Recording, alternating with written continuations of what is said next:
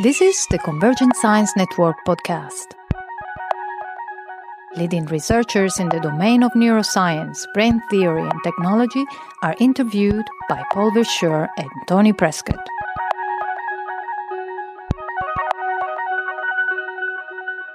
This is Paul Verschure with Convergent Science Network podcast, and I'm here with Daniel Polani.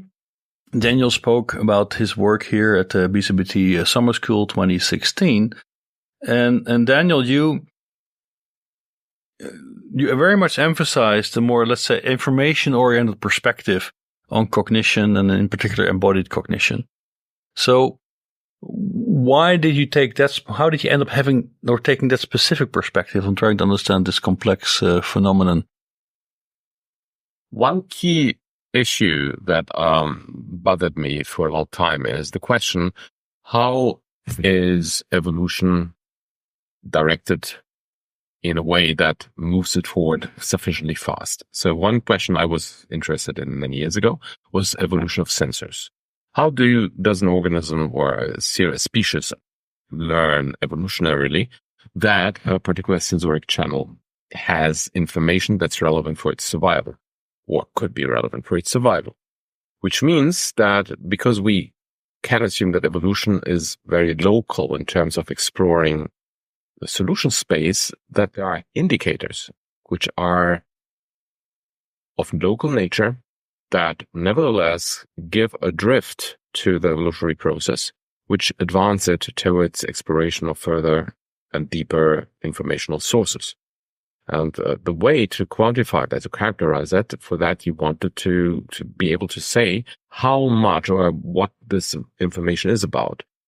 And for this, we had to understand how to reinterpret information theory as basically handed down by Shannon in a way that allows us to incorporate the concept of relevance, so relevant information. And a very important article came out in 1999. It was the information bottleneck article, which basically made the argument that you can actually color, you can actually tag information. In other words, you can make a distinction between information that's relevant and information that you may have, but you don't want. But now, you take a very specific view on the evolution in that sense of both sensing and cognition, because you consider sensors as being highly optimized systems that work close to, let's say, their physical limits. Is that critical to this approach that you take, that sensors are really that highly optimized, or that's arbitrary? In principle, it's arbitrary, but there are indicators that this gives us a hint on the fact that information really is a major driver for evolution. So I'd rather would say that this is originally it was a motivator to say, yes, information is important for our nature. But as we started looking at the information perspective itself, we suddenly saw that informational perspectives, if you assume that evolution uses it as a proxy for directing morphogenesis, processing, information processing, or behaviors, etc., that it may actually desire or not desire, but drive push towards a increasingly more high resolution sensorics. So in other words, it's basically a mutual feedback loop, mutual positive feedback loop. But now, so okay, if we consider that sensors are highly optimized, they're highly optimized relative to what? Excellent question. The original idea was that they are highly optimized relevant to some hypothesized goals. That was what he originally looked at. So the original relevant information was just about that. Some indicators came up that indicates, no, it's not enough. You get actually a high level of other possible goals that become accessible. And of course, if your niche changes or your agent gets a bigger brain slowly, or you have additional goals in your life, it turns out that suddenly with the same sensors, you can solve other problems. So in other words, you get the opportunity to drift from goal to goal. So several questions emerge. Where do the goals come from? Second question is, how does this drift possible at all because often if you're highly specialized, you can't change anything without losing performance somewhere else. The argument that we espouse now, or that the information theoretical view has given us, is sometimes you get more information than you bargained for. This extra information gives you what people would call some kind of openness for evolution, or it permits you more adaptiveness in evolution than you would naively expect. Mm-hmm. But now we can distinguish different sensor systems, right? So, for instance, the oldest sensory systems are probably mechanical systems.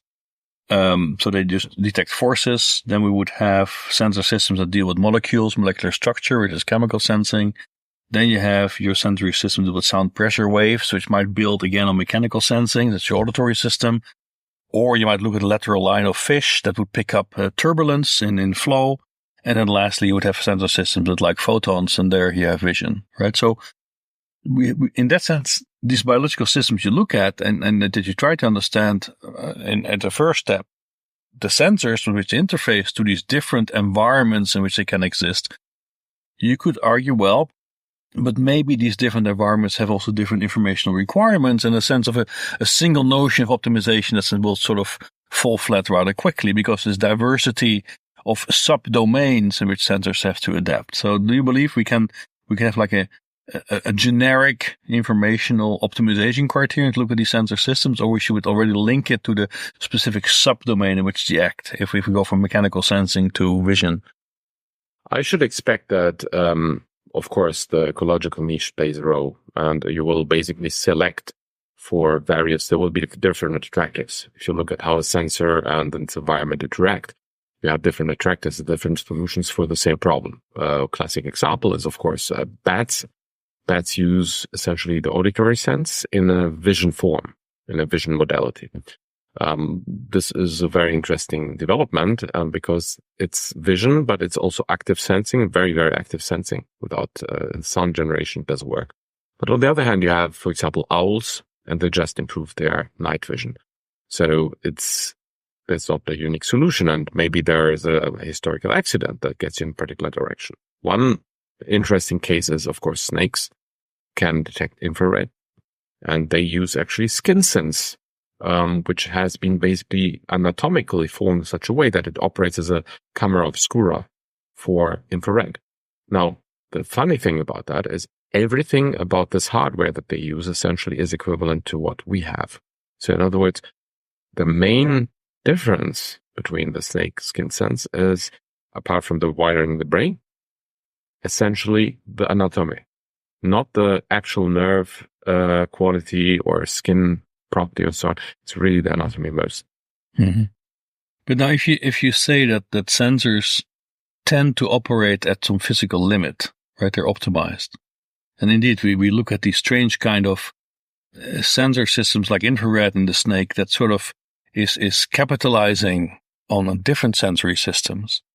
In addition, of course, such like an infrared detector only is effective as a sensor if there's actual signal transduction related to it. So can we really talk about the evolution of a sensor in isolation without taking into account the morphology in which it's embedded and also the signal transduction mechanisms that it has to deploy or it has to be interfaced to? Of course, I completely agree. I mean, you have multiple systems interacting, and there may be in the evolutionary history, you had different balances, different drives in different directions, and there may be not a single attractor into which you converge, starting in from the same original species.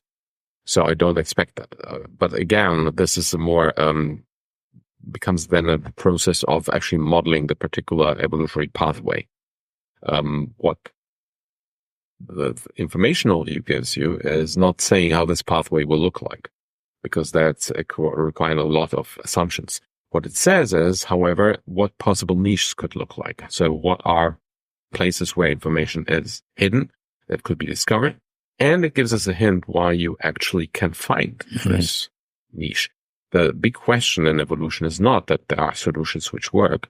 The big question in evolution is, how do you get there? How does evolution actually discover the niche? And the argument is, if you have some information, indicates something interesting is there is that would be the hypothesis.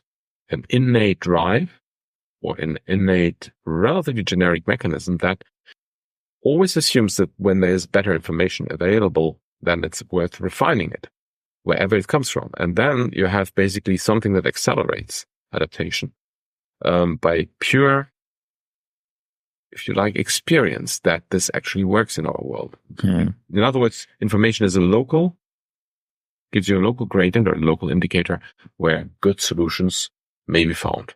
Right. No, but this is an important issue, right? Because it's also sometimes because of the processing that goes on behind the sensor that you actually can reach the actual hyperacuity of the sensor itself. So that means the optimization of that sensor sheet in some sense is not informing you about the kind of information processing that is possible. You start, let's say, to integrate across multiple sensors. A typical example is chemical sensing, right? Where the sensitivity of single chemoreceptors on the male moth antenna are orders of magnitude weaker than the detectability, that the ability that the animal has with respect to heart rate responses to pheromones, right? So you will see heart rate changes to homeopathic levels of pheromones in the air that you will never be able to pick up with a single sensor that they have on their antenna, right? So that means, in some sense, it would argue that to really think about sensor systems in isolation could also then be misleading you in terms of understanding what the informational capabilities are of the system that is integrating that sensor, right? So isn't there a risk in the analysis you presented that you say, well, if we have a sensor and the sensor gives you the upper limit of what can be achieved. And we know for many biological systems, this is maybe not really the case. They can go beyond what the sensor as such in isolation would be able to deliver.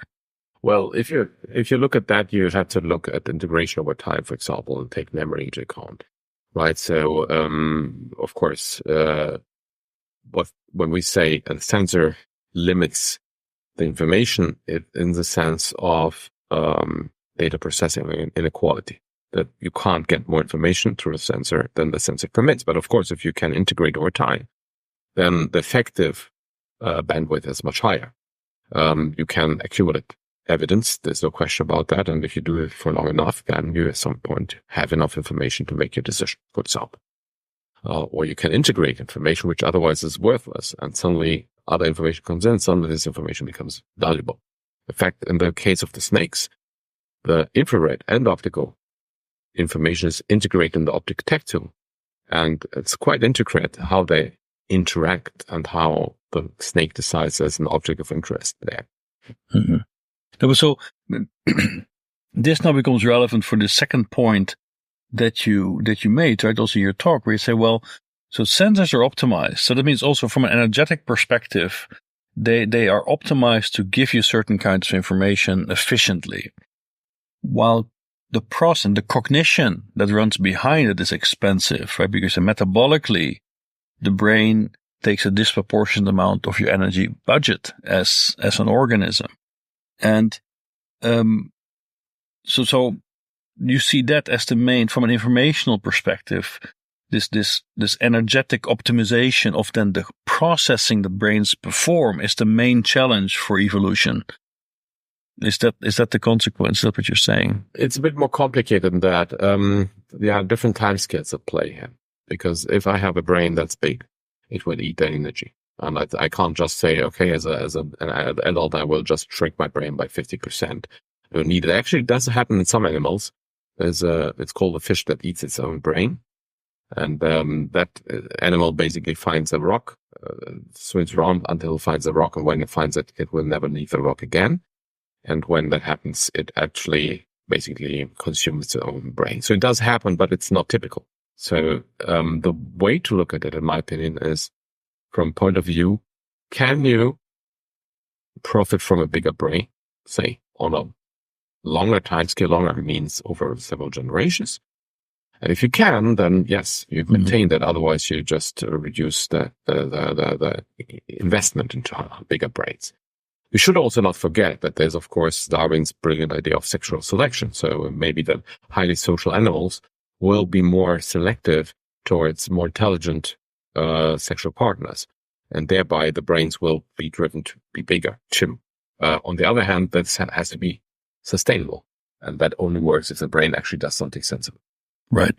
No, now you see what I'm driving at, right? Because I was making the point that the sensory, the perceptual or the sensory capabilities of the organism can go beyond what the sensor can deliver by virtue of doing the processing, yes. Right? So now I could argue, well, maybe this solution was identified or was converged on during evolution because to really optimize the sensor would actually metabolically be way more expensive than to put that effort in the processing, like integration and time, use memory. And it's in that combination that I can actually get a virtual sensor, if you want, or an effective sensor that gives me the information I need.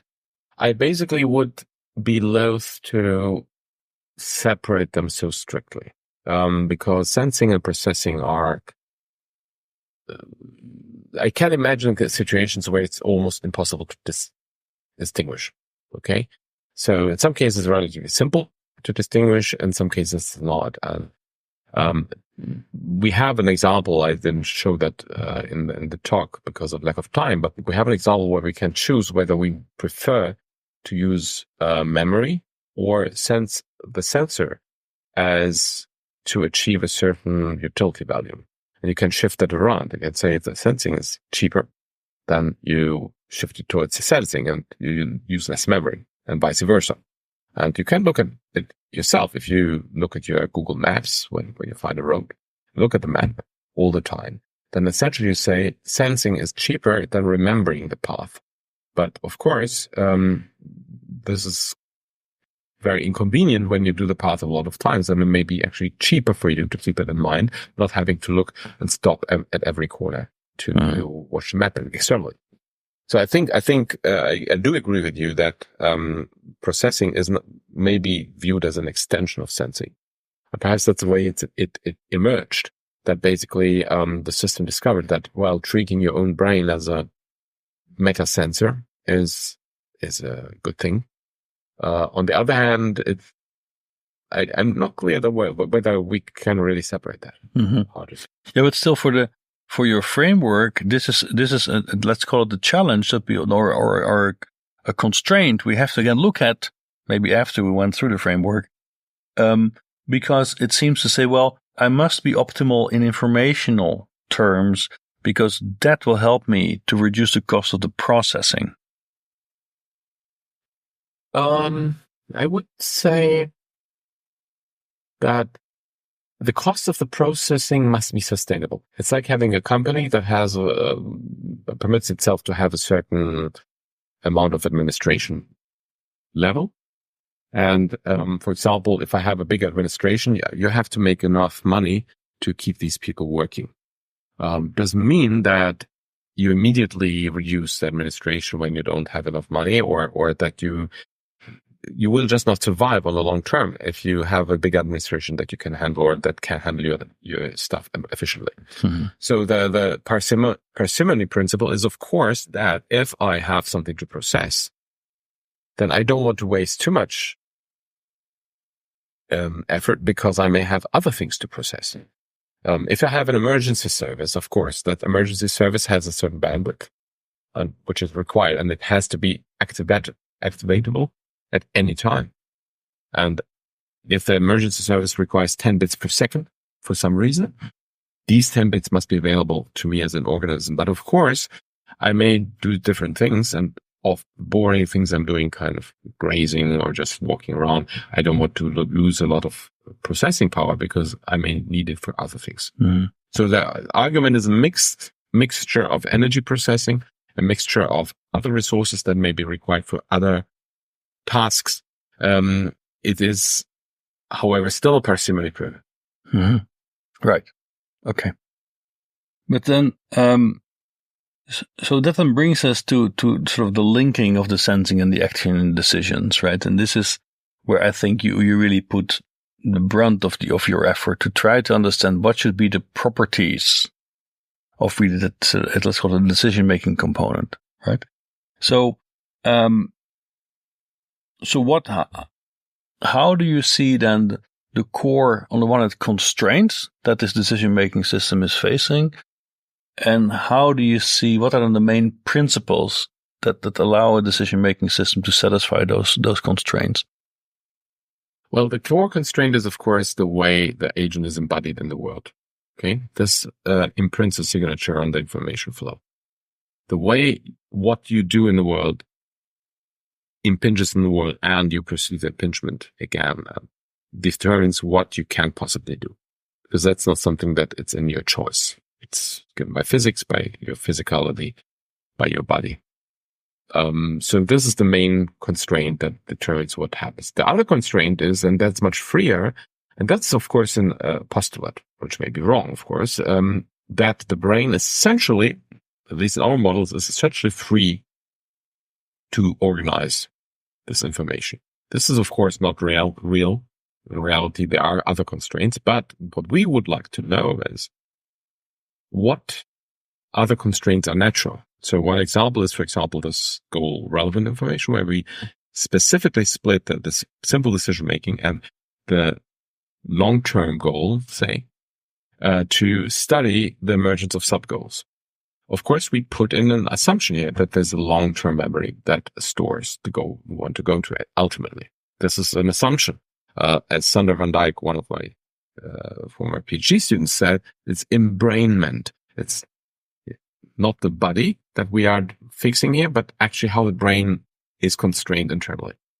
Ideally, in our studies, we want to limit the assumptions about embrainment as far as possible, because we would like to have an answer is, what type of brain structures do you want to process this information efficiently? So in other words, you ask, I want to process information. Okay, a certain amount. And the question is, are there special submanifolds of solutions which prefer certain brain organization for making processing the search adaptation faster, more efficient? This is a question that is ongoing research. We don't have a clear answer. But clearly, when you make assumptions about a brain, and if I may use this word,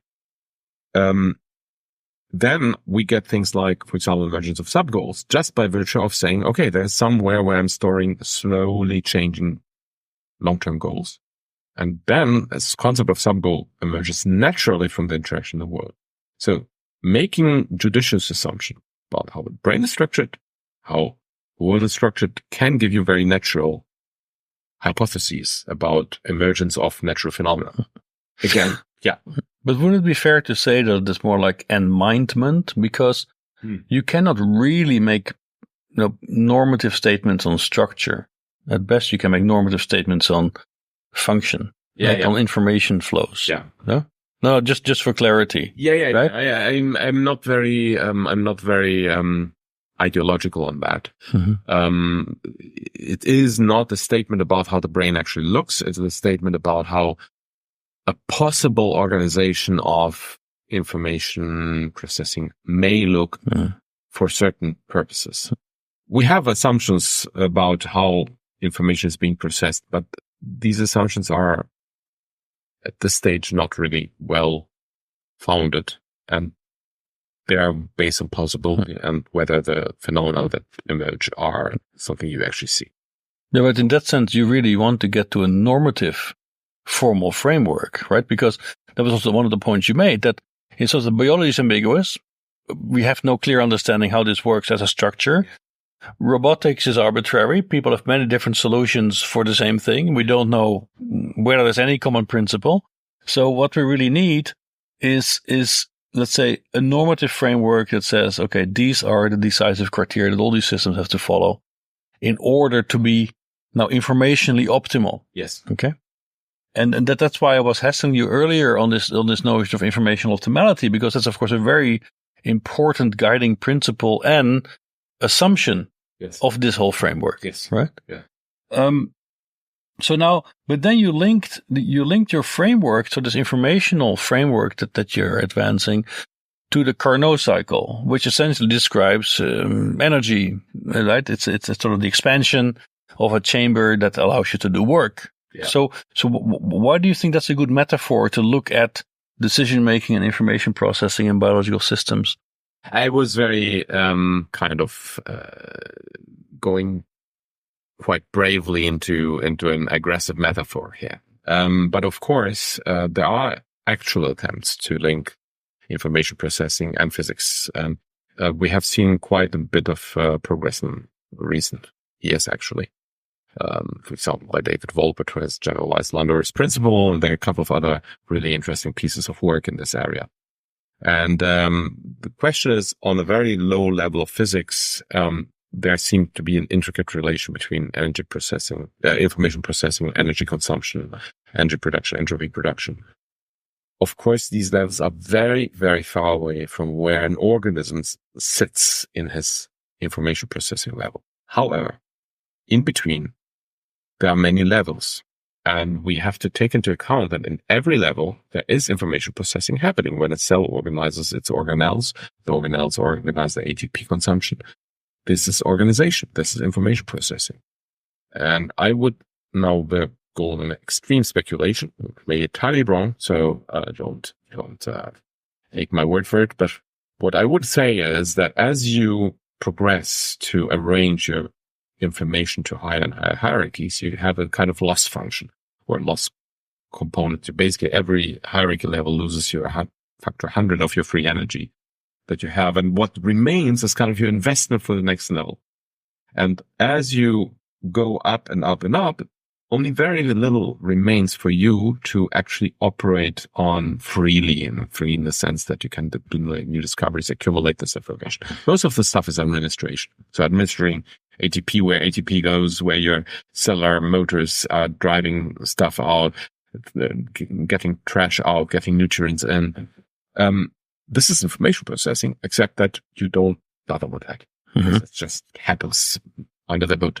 But I do think that in principle, a complete theory would encompass the lowest level, the unbreakable barriers of Landauer, essentially, and friends, to the highest level where essentially information is almost detached from the physicality in a way, and find out, no, of course, it's not detached. There is a link, but I think this link becomes more and more tenuous with every level. So it's at this stage, we're very far from actually seeing how the high level information processing constraints are linked with the low level physics. Mm-hmm. So two parts with two answers. One answer is an aggressive metaphor, nothing else. The other part is, no, it's actually not just a metaphor, it's real, but the Carnot cycle is really far down the scale, mm-hmm. and cognition is very far. Right. But there's an important point about this, right? Because it also means that you are willing to commit the notion of information processing to actually physical properties of the system, because in the end, what we're talking about is quantifying the entropy in the system and whether entropy is increasing or decreasing.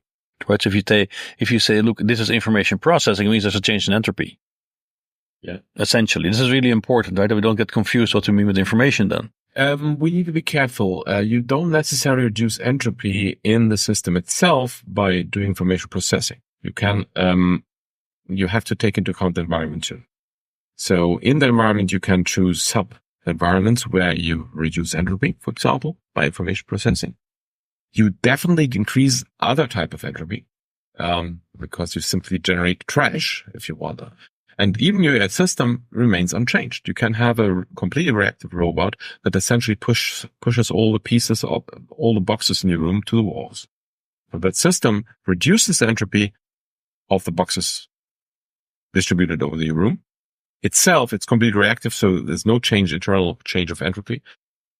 And of course, entropy in total of the universe increases because there's heat and the atoms, the gas of the air moves fast or whatever. So in other words, information processing does not mean for the agent itself reduction of entropy. Mm-hmm. No, it relates to the observer, describing the agent in its environment. Yes, if you include the environment, then yes. And also it depends on what you consider the environment. Mm-hmm. So it really depends what you look at. No, and on top of that, even it would depend on which state variables of the agent environment you consider. Absolutely, right? Yes. So this is really important that to understand it. It's a relative perspective. Yes, it's observer dependent. Right? It's always observer dependent, except if you go to the full wave function, if you like, the full state. In which case, the problem is, in my opinion, not yet satisfactorily addressed, but perhaps that will happen. Right. So then to illustrate to introduce your framework, you start to make a distinction between open and closed loop systems, and to try to build a more formal perspective on how they would be differentiated better or worse, right? So why do you think now open and closed loop, that comparison is helpful to introduce this information theoretic framework that you're advancing? We could have looked at, let's say, sensory processing as we discussed earlier, right? Okay, I mean, essentially this idea of Touchet and Lloyd, of considering these two cases, they're basically extreme cases. An agent that is basically nothing else but a blind process, doesn't take in any information. It's basically a modulation of physics. You could consider a modulation of physics, which has a particular property that itself, it does not take in any information. Closed loop means it does take in this information and gives it extra power. It makes it a more complicated process.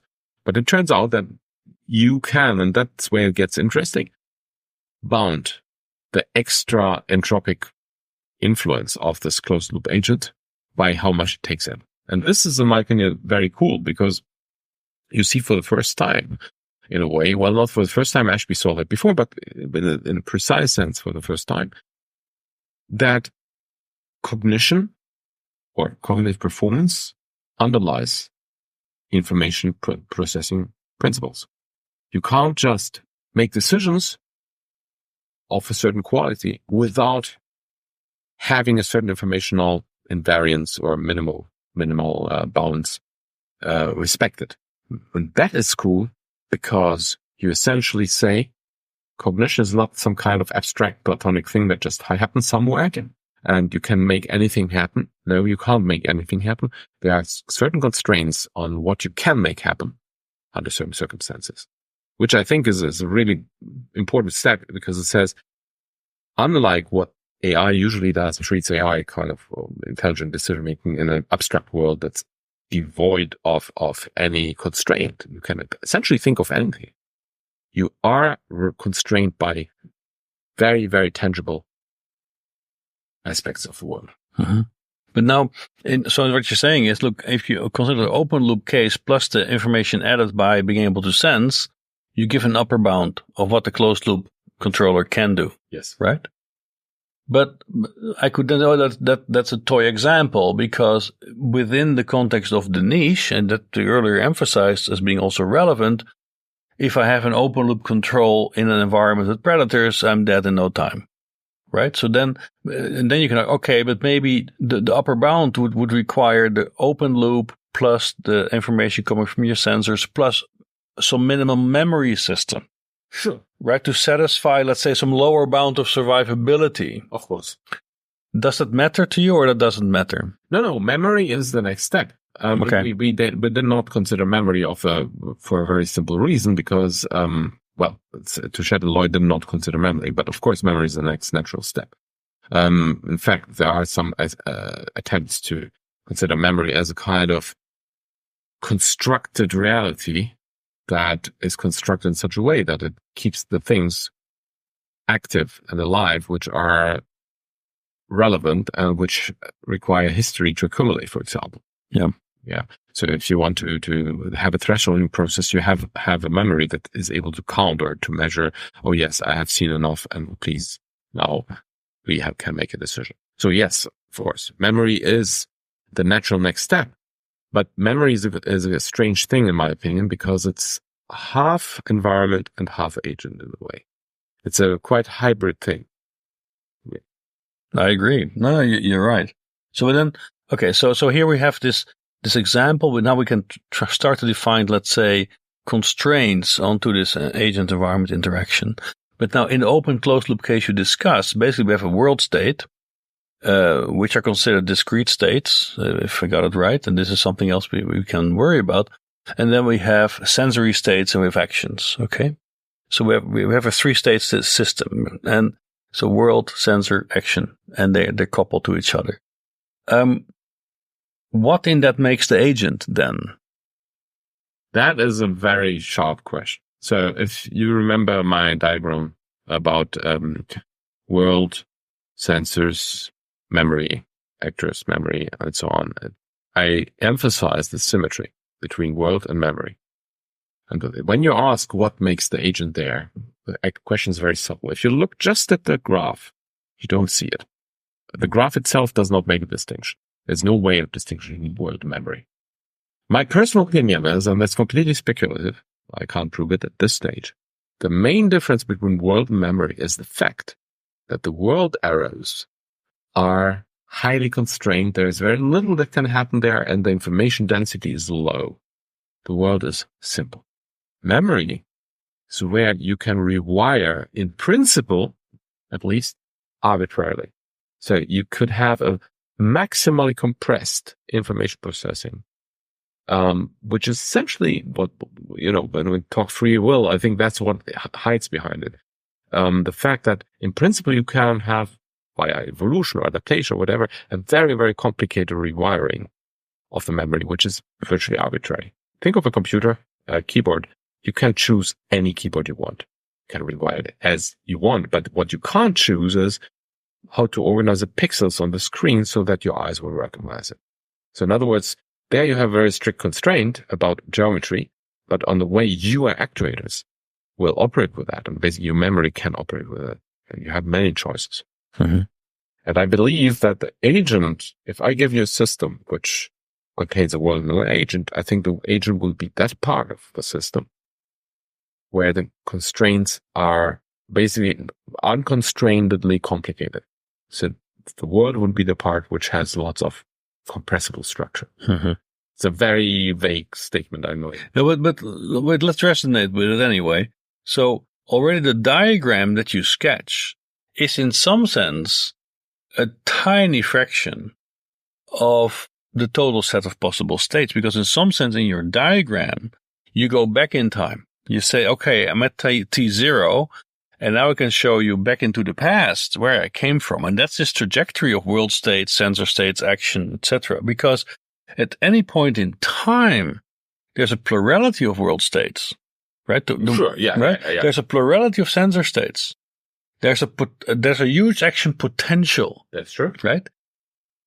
And then it all collapses into one world state, one sensory state, one action, and then we have our next world state, right?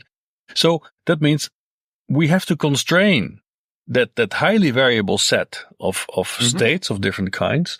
So my question is, aren't we lacking the key state that makes the agent an agent, and that is an internal drive state? That agent is, I'm ready to explore to serve my survival of my informational needs, or I'm ready to consume a resource because I have to take care of my energetic needs. So isn't that the internal state defined by the survivability of the agent not a key constraint on this plurality of world, sensor, and action states? Well, the model is quite general. So in fact, what M is, I didn't say. So it's not a problem to plug into M or to internally consider M as containing such a, let's call it pseudo goal or pseudo teleological parameter. That's not a problem. So we could split it. So the assumption that M is one coherent blob is the most generic assumption when you have just one agent. So you could put it in. So wait, why would you put it in M? It should actually already mediate between the sensory state and the action state, right? In the earlier example.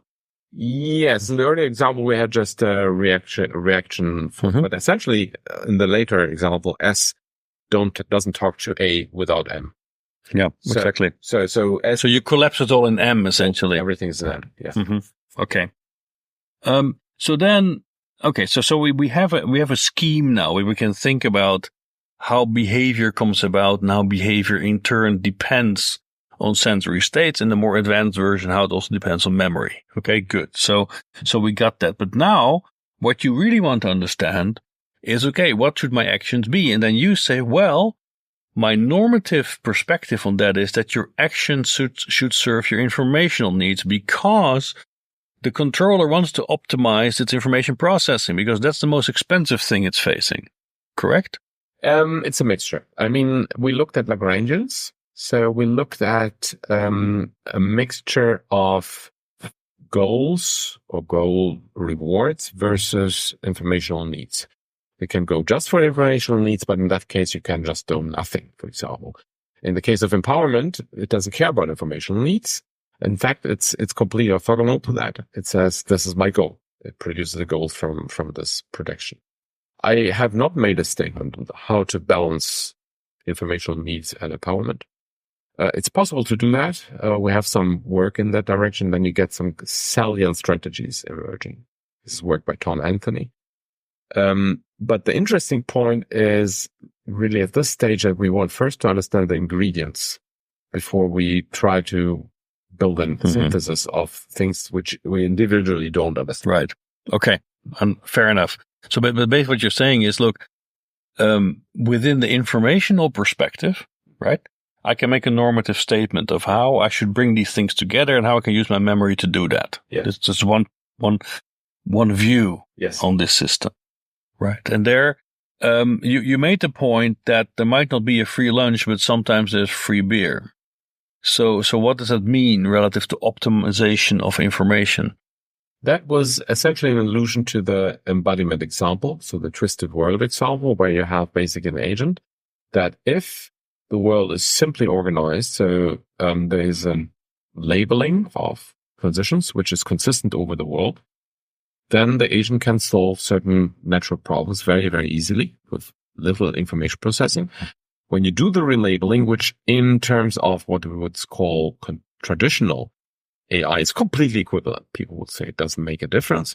It turns out for an embodied agent, if you take the embodiment seriously, so action north and east are essentially a local coordinate system of the agent, which the agent takes it with it. If that's completely skewed up and twisted around the world, the agent will have a much harder time performing the same task. In other words, your world, if it's well designed, if your embodiment is well designed, or your world is nice to you, that's the way I like to say it, then your cognitive cost is so low that you can easily solve a task that actually looks quite difficult. And that is something that, of course, a group of Pfeiffer and many others have made for a long time. But I believe information theory gives us a window into why it's such an advantage. It really reduces the cognitive load you need to solve a task. Yeah, but I could argue that isn't that almost a trivial statement, because if you get information for free, then it's easier. Well, you don't get this explicitly for free. Okay. The information is implicit in, the physicists would call it the gauge symmetry. So an agent that has its actions, basically when you move the agent around the world, these actions keep a certain type of meaning. If that meaning completely is perturbed or shuffled around on the movement of the agent, then this meaning doesn't help you. This is what we have in the twisted world. In that case, the agent basically is moved around, but the actions northeast, southwest lose their meaning in any other location. They mean different things. On the other hand, if you have basically an agent that takes its action with it, it's like a local gauge symmetry, basically saying, I'm taking this property of north means roughly the same thing in this world. Now, in which sense does it mean the same thing? We haven't properly defined that, but what we did say, we measured the information impact. That is very visible. So it's not saying this, and this is a number of bits that the world actually gives you. We say, if the world has this kind of symmetry or pseudo-symmetry, then you gain cognitive load. Your cognitive burden is reduced. Right.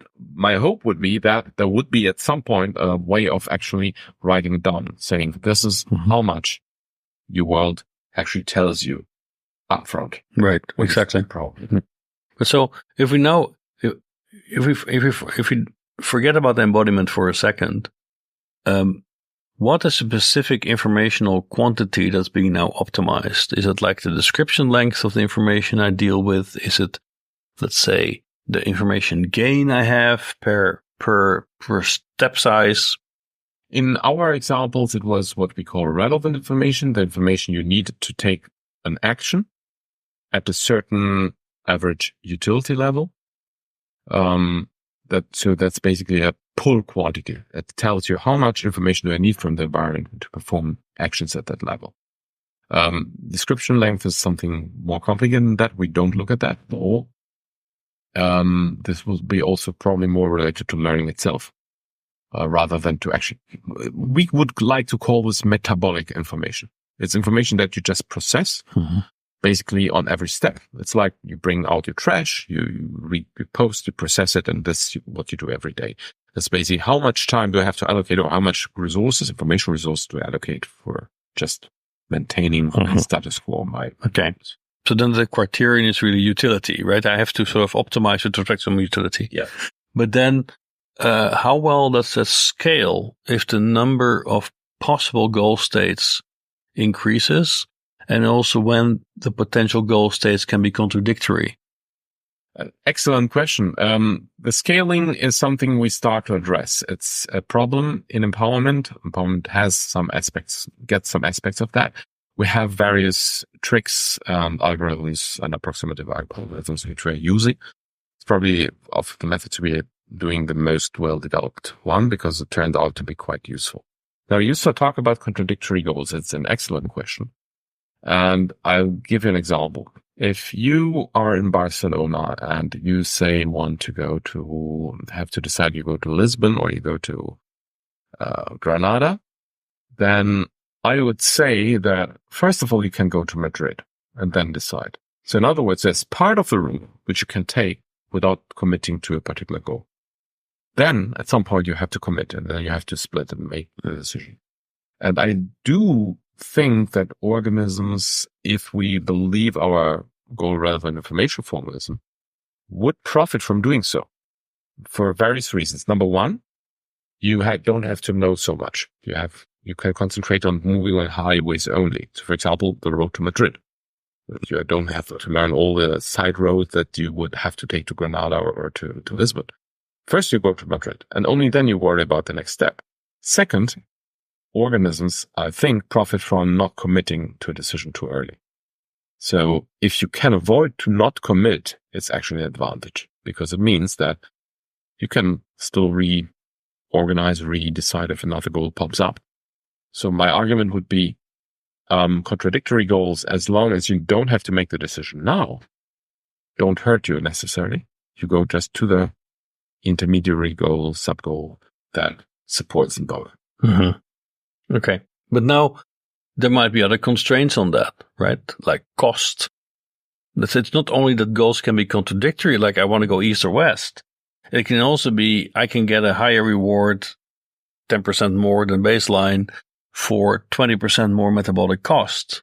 Now that might be a bad deal. But if I just go for my utility, it might be an acceptable increase.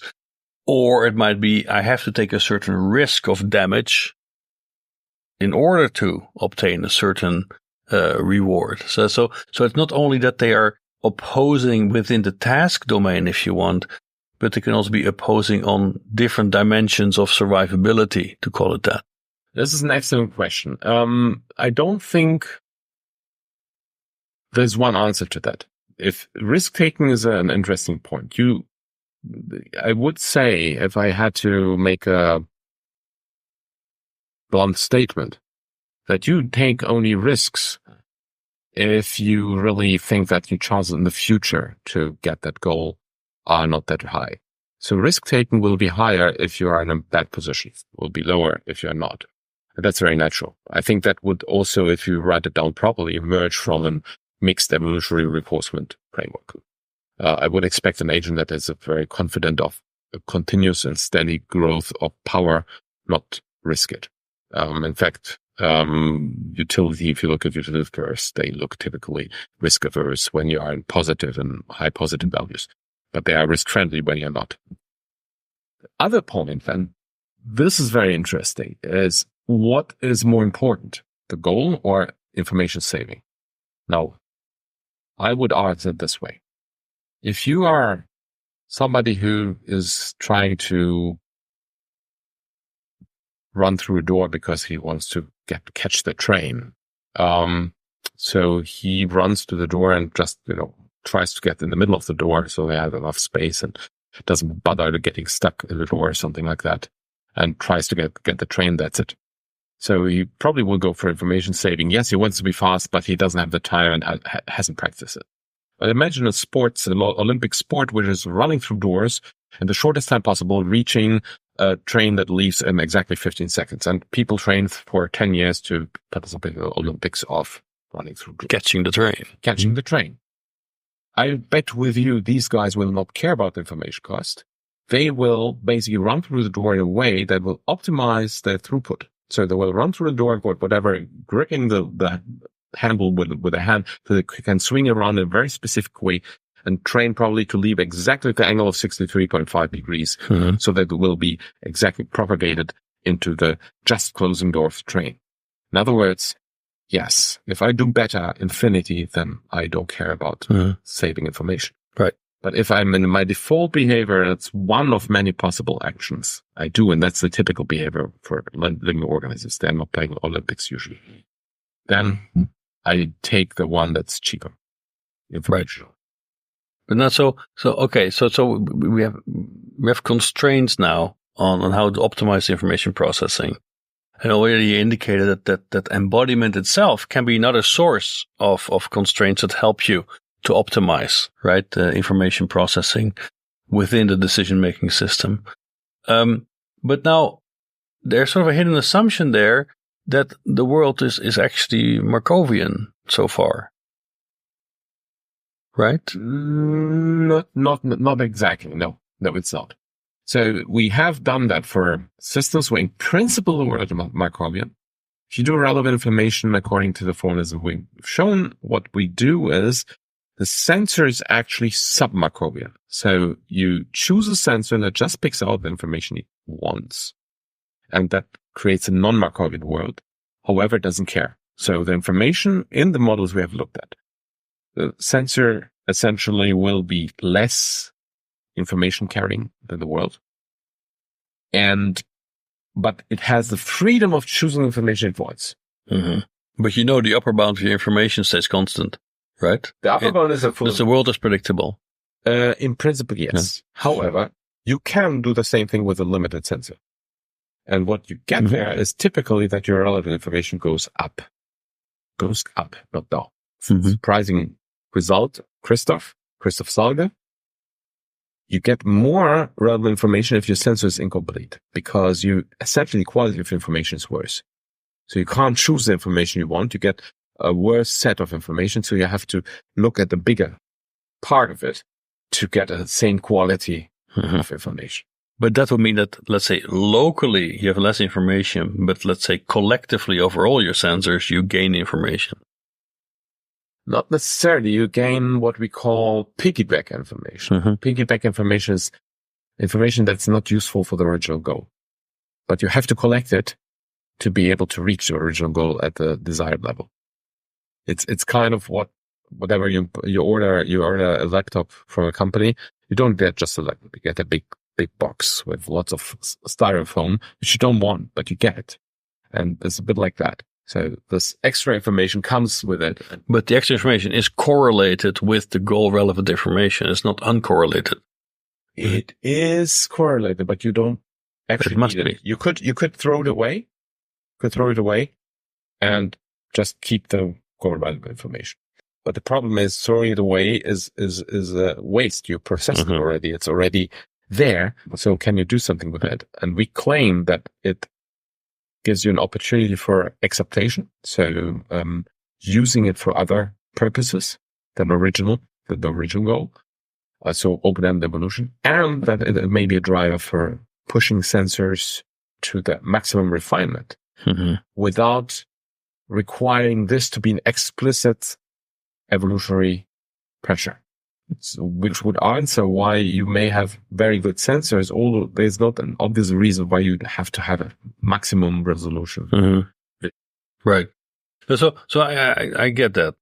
But why I brought up this idea of the predictable world, or this Markovian assumption, is that in terms of a normative framework where you want to dictate in some sense the principles along which the system has to optimize itself, maybe in a Markovian world, those principles are qualitatively different than in a non-Markovian world, because in a non-Markovian world, I am forced to explore. Okay. Yeah. To a larger extent, and following maybe different procedures than I can do in a predictable world, right? Now, if I'm forced to explore, this might compromise my optimization norms for my information processing system. Absolutely. Right. So how do you see that trade-off between then the ability to explore whilst in an unknown world or partially unknown world while optimizing my information processing? I would like to make a comparison with business. In business, you have the components, you have basically the normal money flow, and you have the investment. And investment is what we would call exploration. If you have lots of extra resources, you can invest a lot on trying to basically reach out to new markets. But sometimes you don't have the reserves, and then you just live on your metabolism. You don't invest anything into exploring. So I don't think there's a single answer to that, because exploration is not per se a value. It's a value because of two reasons. The world does change, and we may want to be ready for this change. And because things may also, we have the resources, the extra resources that we can use, like Christoph Columbus used when Spain finished the war, or the Reconquista, and they had extra ambition, extra money. Portugal was already starting to explore navigational routes, and Spanish thought, okay, we have the extra money, let's invest it. Mm-hmm. But I think if you operate on the verge of survival, you don't explore. You just try to survive. Or if you're at a very, very, very well exploited niche, there are some examples for that. But for instance, one issue I see there is that your exploration norm might actually work orthogonally to your exploitation norm. And this is, of course, a conflict that you have to resolve in some way if you talk about a controller, yes. Right? So, of course, you can then say, well, under survival pressure, exploration will be minimized. But at baseline, let's say, you might want to explore so you actually know how to escape in the future more efficiently or what have you, right? So there can be, in some sense, it also means you might want to break stable states in your optimized information processing in order to, let's say, identify new models by which you can describe your environment, right? Which in some sense relates to the question in this morning about 3-year-olds having absolutely no memory about the period before that time, because there's some state transition there in human memory, right? Yeah. So the information processing optimization might face a similar catastrophic forgetting phase that is absolutely required to abduct into a new level of operation. I do think that this is an interesting question. I view the process of doing stuff as you have a point, this is where you are, say, and the question is, do you have knowledge about the environment of where you could move to? This lateral or virtual knowledge of what could happen if I would move there, I think is very important of whether you want to explore or not. So if the other options are pretty good, there's no reason why not send out some species or spend some time in nearby solutions. If you know the solution is just the best, then exploration becomes a problem. It's like you have a company which has an incredibly successful product. And it's very clear that any modification of the product will just not be good. And that does happen. And this company has a big problem actually finding then a new niche. They have this problem. So why I'm taking the company, because in the company there are sentient beings who control it and they can actually do a forward model. Evolution, as far as we know, is limited with forward models. Perhaps there's some local forward model you can do in sexual selection, but it's very limited. So it would really depend if the optimum is sharply defined. I think you have a problem with exploration. Mm-hmm. Exploration can only happen in big steps, and I don't see, for example, a local algorithm like evolution doing that. Mm-hmm. Humans do something else. When humans explore, because of the superior wiring or the more intricate wiring of what we call the memory, they can modify the topology of a search space, and suddenly things that are far away become close. So I can, when the moment I have Newtonian dynamics, suddenly the concept of ballistic flight is something that's close to what else would be just a local trying to get something somehow running. Now suddenly I can make a prediction. Yes, I can throw a stone to the moon in principle if I do it with the right type of energy. In other words, this is a qualitative transition in this concept space, which we cannot see in evolution. Evolution doesn't have it. So in evolution, everything must be somehow locally visible. There must be local hints that an exploration can be successful. If there are no local hints, then poor species will be going extinct if something changes. We can see that in cycles of say, parasite-host cycles that are very, very strongly linked, or orchideas and hummingbirds, which are very, very tightly linked, and they can't actually separate. You take out one member out of the ecological web, the other member disappears. Mm-hmm. No, very unlikely they will end up. Right. So then, okay, so now we have, this is the informational perspective on if you want optimal decision making. But now you also brought in this notion of empowerment, which sort of is a complement to this informational perspective. So what is unique about this empowerment notion, and where did it come from? The original idea came, it's really funny to say, it came originally from this robot football project. We had the wish to model agents that go to the ball and kick it without having to tell them so. So we wanted not to avoid an external reward function. So the idea became more formal when we introduced the perception action loop and the informational view. It was clear that this model would be very naturally presented or represented this idea by having a potential set of potential actions in the future, how much change they could possibly invoke in the environment. In other words, how much can you influence the environment? And it was very clear also that you need to see the influence. If you can't see it, doesn't count. And that was very natural to say. Basically, from social sciences, the concept of empowerment means that people, disenfranchised people, for example, realize they can change the situation they are in, and they can also perceive that change. The perception is also important. It's a subjective measure. And it turned out that this measure turned out to be surprisingly effective. We tried it in various scenarios, and we have something like 11 or 12 different scenarios where it seems to really produce behavior, self-motivated behavior, which does not require an external reward function. It basically produces goals. You give it a dynamics, and it gives you goals, more or less. The idea behind it is, if you have an organism, how does this organism choose its goals? Of course, there are some fundamental goals like finding enough food and a mate and so on. These are fundamental goals. And apart from that, what do you do?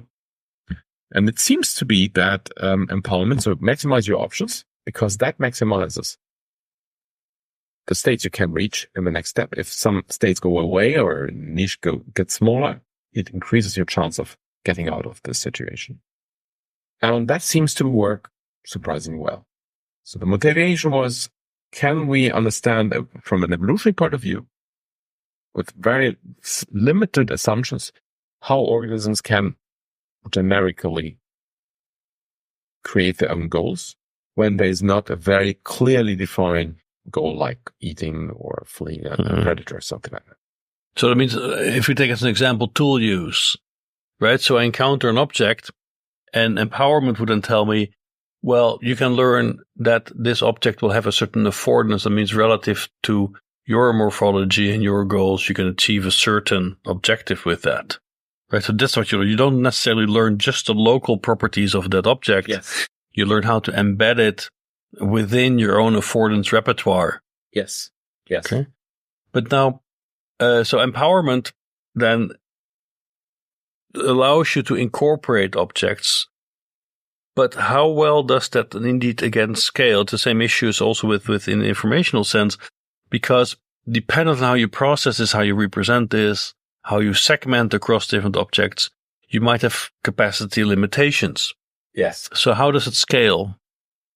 Well, empowerment itself, as it's defined, it doesn't care about cost. So it's really, as you said, orthogonal to the other view. You can combine it. You can put a cost or a kind of cost limitation on how many action sequences or potential actions you want to consider. And when you do that, we get interesting results, namely dominant strategies which are particularly effective in changing the world. So you won't probably remember some kind of weird wobbly movement that happens to move somewhere. You will remember really a clear, well-directed, well-established movement that clearly changes the world to one state rather to another. So that's something that actually this limitation gives you. We have also various tricks and algorithms and approximations how to calculate empowerment, also the continuum. And this is being developed because now that it's established that empowerment really does a lot of cool behaviors, it's worth investing in actually scaling it up.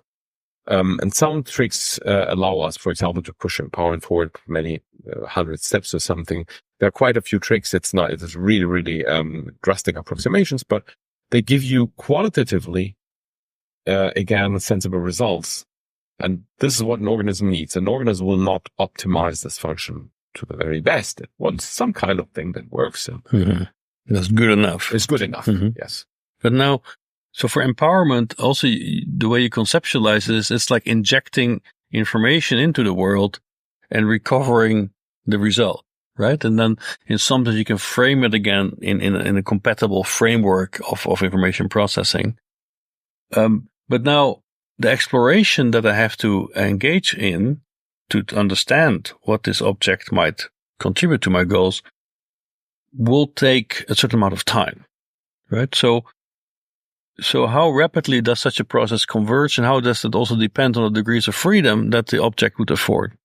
Okay, learning is not yet part of the model, except for this one example that I showed you with a pendulum, where it actually learns how to model the forward model. When you say a concrete goal, we have not yet linked concrete goals to which is something that needs to be done, of course. But in real life, it's also similar. Imagine you play some new game that you just learned the rules of. I won't mention Go. You probably know how to play Go, so I'll mention Focus, which is a really nice game. And we once did it many years ago as an exercise for our students. And the point about the game is that none of the students knew the game. We didn't know the game. There are no libraries, opening libraries. So we really had to learn this game from scratch. And it was very interesting. In the beginning, it just looked at random walks. You do something happens. And after 4 or 5 games, you as a human player start to see structures. You start to see, oh, this does this does that, this does that. And you start to pick up the salient points. And this is where empowerment would come in. It would basically say, these are the salient points of the world. Of course, that doesn't solve the problem of actually beating your opponent, but it structures it. It tells you, okay, these are the points from where I can try to see whether I can beat my opponent. So the argument would be, it creates roadmap or milestones, which tell me this is where I want to be if I want to have control over these and these states of the game. And then you can ask, can I get to the goal there? So the argument is always, you are local. Your understanding is always local. Do these road landmarks in my mental map give me a hint how I'm getting closer to whatever goal I may want to achieve? This is, in my opinion, how we are able to learn very abstract games or math or things like that we get these landmarks where we go to, and then we start mapping out where from these landmarks are sub-landmarks and which sub-landmarks are conceptually closer to where we want to go to. It's purely hypothetical, but I think that's the way to probably look at empowerment. Empowerment itself finds the landmarks, the main ones. It doesn't find the goals. Or it creates the landmarks as a goal, but of course, when you have a specific goal, it just may give you a way of getting there.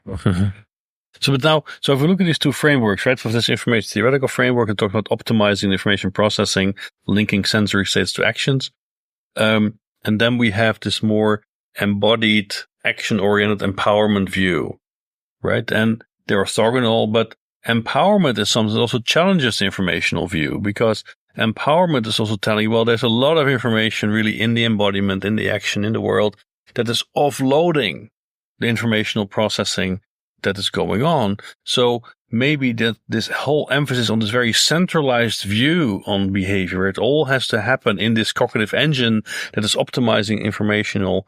Maybe that is so far at an extreme of our search space, right? If we talk really about embodied action, that maybe your empowerment notion will sort of invalidate it. How do you see that? Well, it's an interesting question. Why do we have agents at all, right? Why is there a concept of an agent in physics? Why did it emerge? And in my opinion, it's because, in a way, some type of information likes to be accumulated. So essentially, like wants to like, if you like. An organism, why does it want to procreate? Frankly, I think the reason is because there are some processes that basically parasites in a way on the physical world. And these parasites, they like to continue doing so, because that's what a parasite does. It wants to propagate its unique way of life, even if the physics doesn't care. So it's not antagonistic either. If a parasite parasites another organism, that other organism may not like it. And so that will try to get rid of it, of course. So it then becomes antagonistic in its meta level. But I don't think that you can make a unique statement on, empowerment is one that's giving you the one burning perspective, the other one is giving you the other. They operate and they may have different parameters, different time scales. For example, the increase of your bandwidth of processing is slow. You can't just make your brain twice as big. Unlikely. Perhaps with CRISPR, we can at some point try that. I think it would be ethically unquestionable, but in principle, not to try. What's fast? Empowerment is relatively fast. You need a forward model.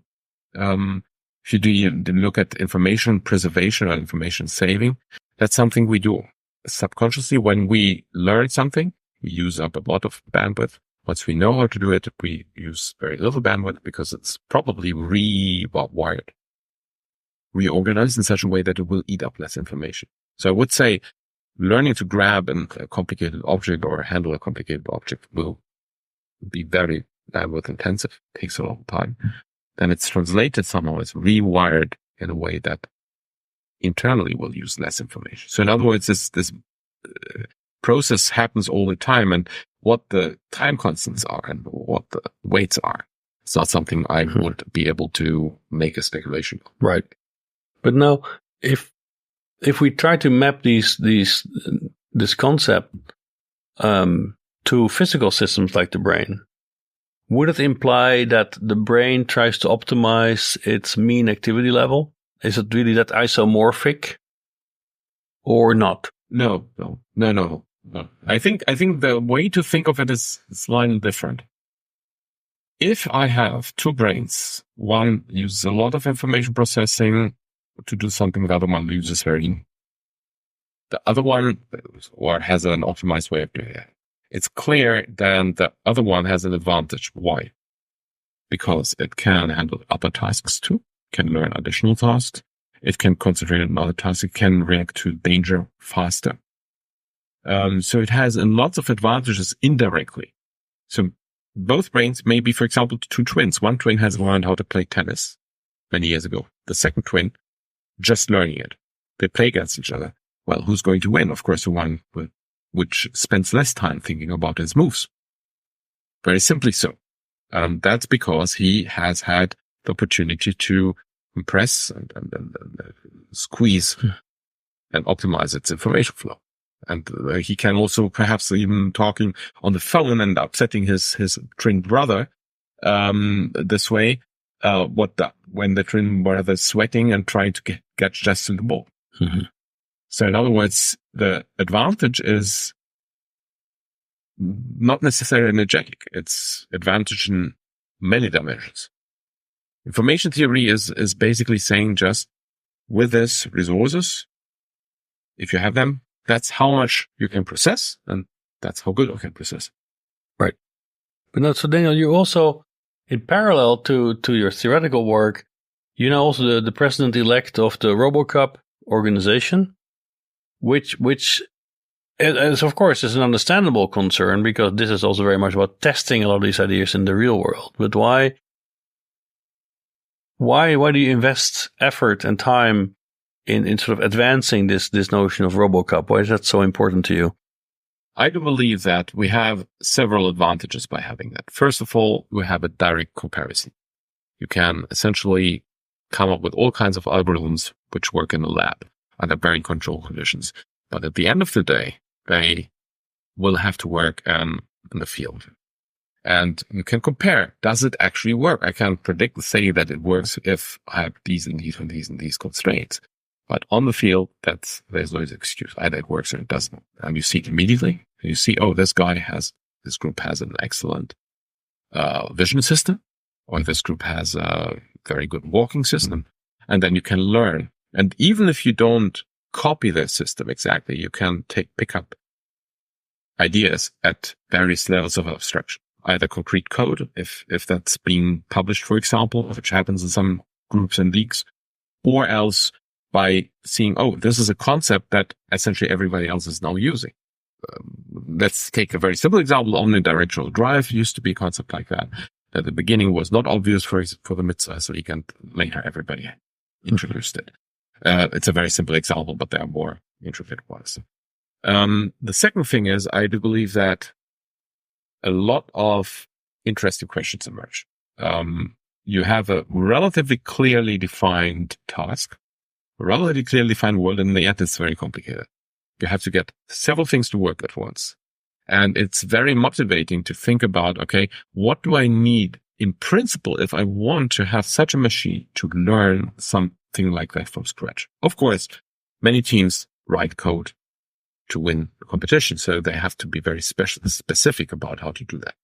On the other hand, I think it's a great motivator to think, if I have a robot that is not just running forward, it will look at walking robots, and that's what they do. A football robot cannot just walk forward. It has to understand what a sidekick is and when to do it, when to use it. Okay, this is all done by hand, but in principle, the challenge is more general.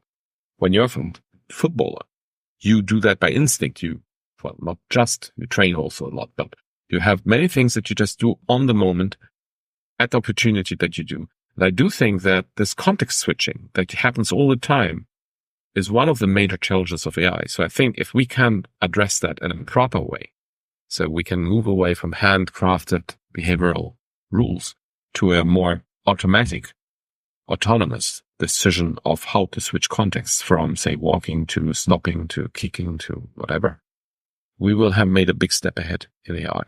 And finally, my personal view, that's a very, very personal view. It's not official or anything. I believe that we need new materials, new algorithms, and new types of embodiment for robots to be actually able to achieve such a level of competence, where the big goal, which is 2050, to actually play and possibly win against a world champion, that it will push this envelope much more strongly than if we say, yes, we need soft materials, but at some point when it's ready, rather having this perspective gives you an incentive to actually try these materials a bit. Of course. But when will the first robot team win the Champions League? Well, the Champions League is beyond 2050. 2050, the goal has been declared, playing against human world champion, and win. It's a very ambitious goal, but let's put it this way, when it was declared in 97, people really didn't believe that's even possible. There were hardly any humanoid robots in labs. There were probably a handful of labs in the world that could afford a humanoid robot. And today, humanoid robots are everywhere. So even that already was a huge push ahead in terms of making robotic science more democratic, more popular, and actually tell people, yes, it's possible to make a humanoid robot that walks and doesn't fall down all the time. But do you think the main challenge is in the biomechanics or in the cognition and the motor control? everywhere. Mm-hmm. I think biomechanics is a big issue. Energy is a big issue. I think having an energy so that the robot can run for 45 minutes uninterrupted is massive. So biomechanics energy is a major issue, but I think the cognition is also a major issue because you will have to contend with players like, say, Messi, or that really are flexible in their thinking. Mm-hmm. You can optimize in a particular situation something that you can shoot a penalty shot without fail, essentially, assuming the hardware doesn't break.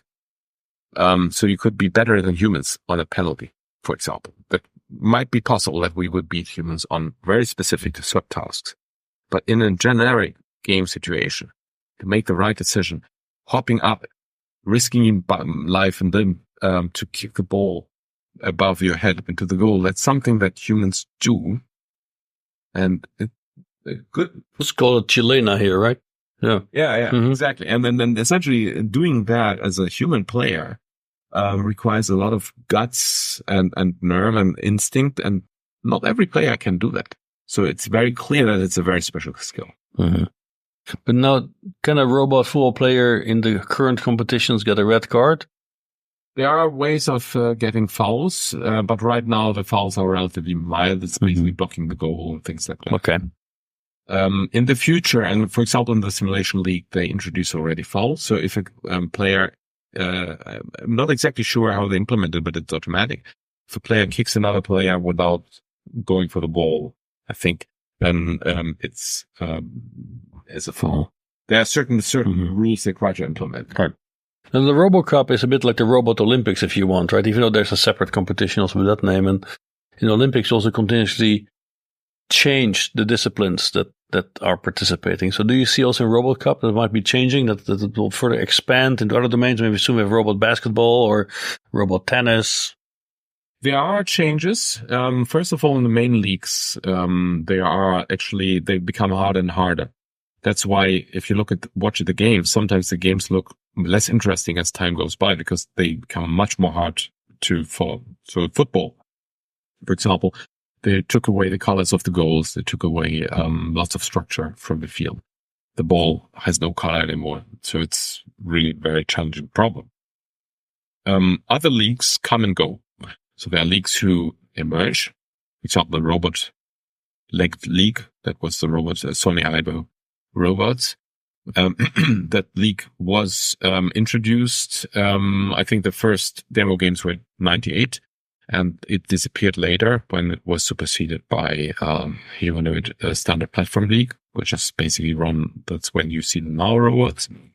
So in this case, you have a development of the leagues, or a disappearance of leagues, or emergence of new leagues. Like we have a logistics league, we have a at-home league, which is concerned with making robots more flexible, so flexible they can deal with problems of home robotics, which is of course a huge challenge. It's much easier to develop a robot for industrial sets than for homes, but those homes are notoriously unpredictable. Would you feel that something like a Robot War League would be fitting? Well, first of all, I must say that war is not a very nice set of tests. And the second thing is, first of all, it's destructive. I find that a little bit unsettling. And also it's an issue of ethics in general. I don't think that we want autonomous robots to know how to destroy other entities. I think that's where it gets problematic. But the other thing is the Robot Wars exists. It's a remote controlled league, so it's not autonomous. So in other words, RoboCup is fully about autonomy. You want autonomy.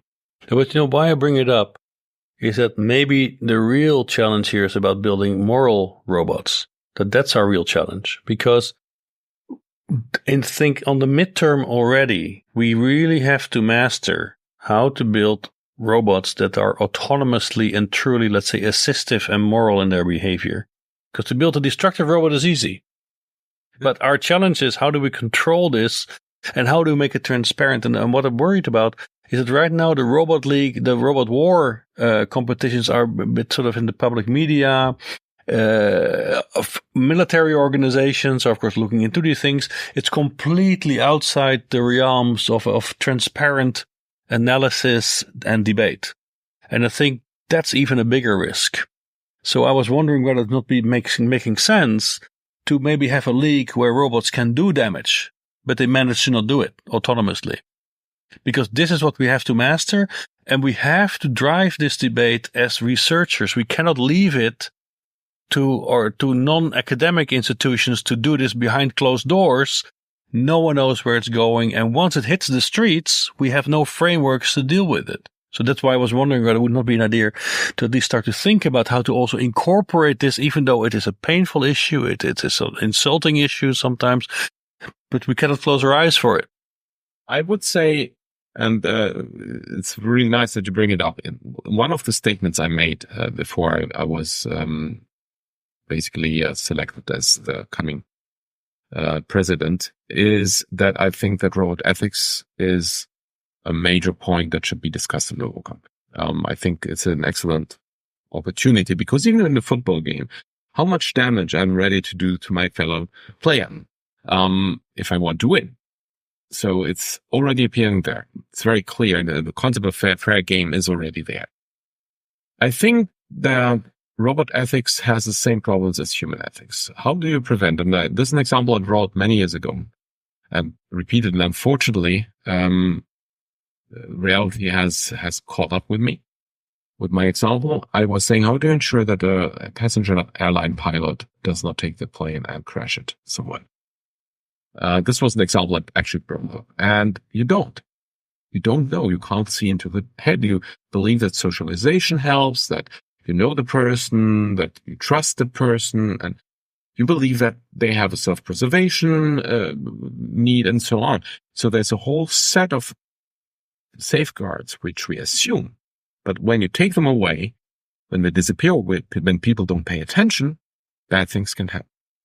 So I don't think that robots will be exempt from that. However, I think I see a way forward for making robots more ethical, and that's very simple. It's essentially the same thing that humans need to do to be more ethical, namely basically a generalization of the concept of empathy. And there's just for an example for how that could look like. And again, this is just pure, pure motivation. There's nothing well developed. It's just the first glimpse. Christian Gulkensberger from Goldsmith and Christoph Salge from Hartz, they have developed a model of basically NPCs. So players, you have a video game and they are accompanied by a pet or a companion. And the problem is these companions are usually quite stupid. They act really in a stupid way. And one thing that they did was using empowerment, cross-empowerment, as a value function for the pet, for the companion. So the companion tries to maximize empowerment of its master and its own too. So that tries not to die, of course. And when you do that, it's very interesting. That, for example, it will shoot an enemy that endangers the master. And it will behave in various ways in a sensible way. One thing, for example, that it shows how almost human-like it reacts. Empowerment looks at and takes into account all possible actions. And so the pet has, by default, assumes that the human could be a psycho and kill the pet. So the pet has also a sense of self-preservation, so it will accompany him and help the human, but it will stay out of his shooting direction. Mm-hmm. Unless you turn on a trust flag, mm-hmm. in which case that basically the pet will trust the human, right, and will enter his shooting direction. Mm-hmm. So here we have empathy, of course, because the pet has a model of the human and what the human could be doing. And if that model is wrong, then yes, I have a problem. But at least it's very clear where empathy and trustworthiness and probably ethics come from. Mm-hmm. It's basically knowing what the other one needs and not acting too much against. Right. Mm-hmm. So my prediction there is that what we're going to see is to build machines that know how to handle trust will be orders of magnitude more difficult than to get the biomechanics right. I'm not sure about that. I think trust is a state of mind. So it's a belief state. It's basically saying, what do I believe will the other one do? It's related to game theory, common knowledge.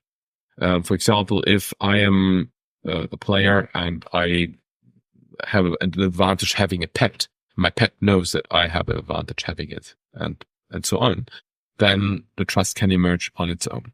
If I'm a new player, basically a newbie, perhaps the pet will say, no, this guy doesn't know that yet, so I'll wait and see how he behaves before I trust him. And that's in real life, it happens too. If you have a team of people and one person is new to the business, a new boss, you don't trust him immediately. You see how he behaves, and turns out, okay, he knows what he's doing. He has a good model of the future. And then you start trusting him.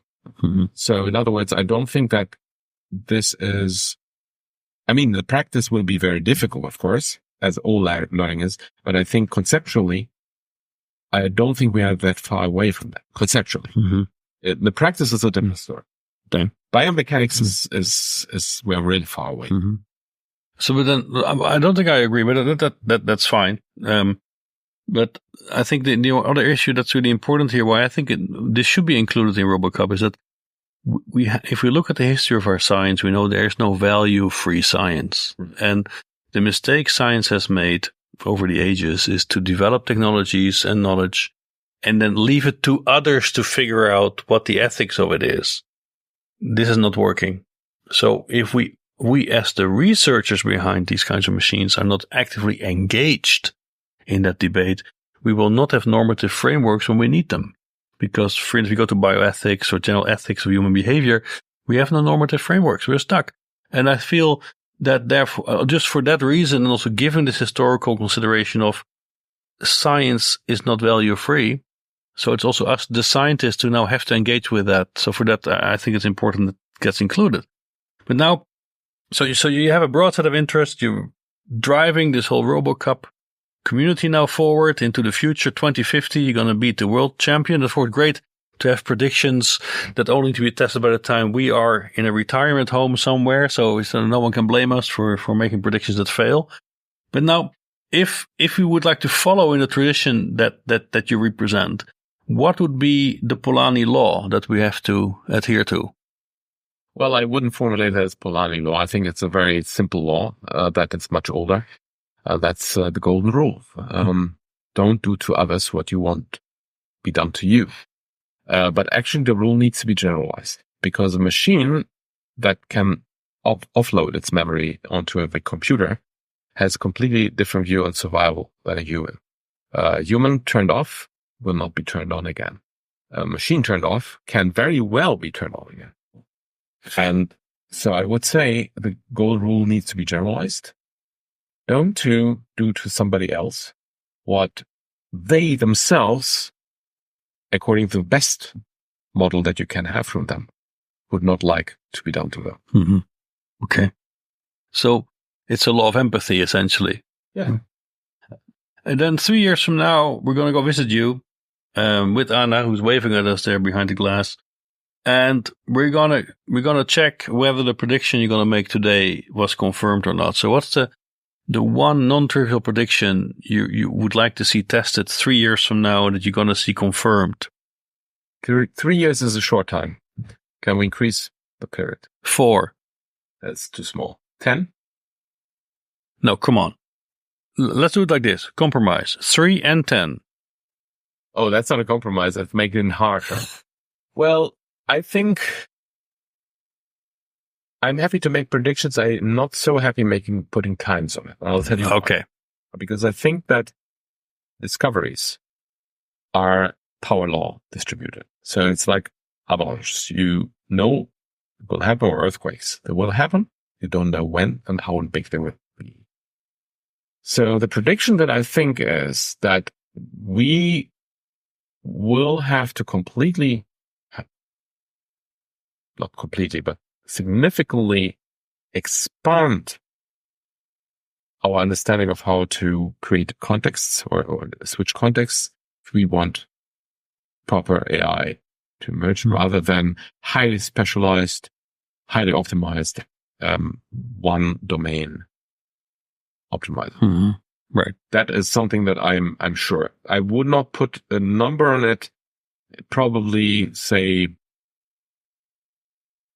no. I'd rather not give a number to that, because this is not. It may happen in 3 years. It may happen. So it's more an aspiration of, let's say, if you want a general intelligence that is context independent. In RoboCup, they can play football and basketball. For example, where even in RoboCup that can play football, but where I don't have to encode how to switch context between the from a stance to a kick to a defense, etc. If I don't have to do that myself anymore, I would say we made a huge step ahead. Not sure whether it's enough for what we would call AI to be complete, but I would say this without this, it will not happen. Okay, great. Daniel Polani, thank you very much for this conversation. Thank you.